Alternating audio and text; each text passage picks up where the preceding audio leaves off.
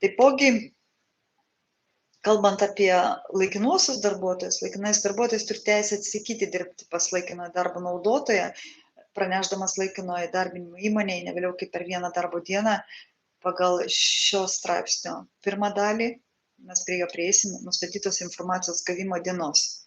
Toks atsisakymas nelaikomas darbo pareigų pažeidimu. Taip būtent teigia darbo kodeksas.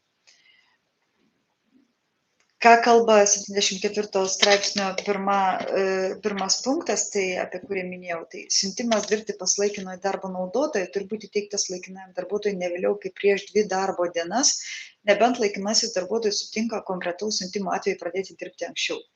Bet galiu pasakyti, kad šitoj vietoj praktika truputėlį yra prasilenkiantis paties darbo kodeksu, todėl kad iš tikrųjų yra daug kompanijų, kurios netgi prieš dieną nelabai gali pasakyti, kokia tvarka bus pratęsiami tęstiniai darbai, kurie yra vykdomi einamąją dieną. Tai labai priklauso ir nuo transporto srautų, ir nuo meteorologinių sąlygų ir kitų faktorių. Tai paprasčiausiai būna tokia situacija, kad laikino įdarbinimo įmonė ir laikinasis darbuotojas sudaro sustarimą, kad bet kokiu atveju, jeigu bus poreikis, kad užsakymai gali būti laikinajam darbuotojui pateikimi netgi einamąją dieną, jeigu tai reikalinga, kad žmogui išeiti, sakykime, naktinę pamainą arba sekančios dienos rytą, jeigu nėra galimybės informacijos pateikti anksčiau ir laikino įdarbinimo įmonė yra tiesiog prisitaikiusi prie darbo naudotojo diktuojamų tam tikrų sąlygų.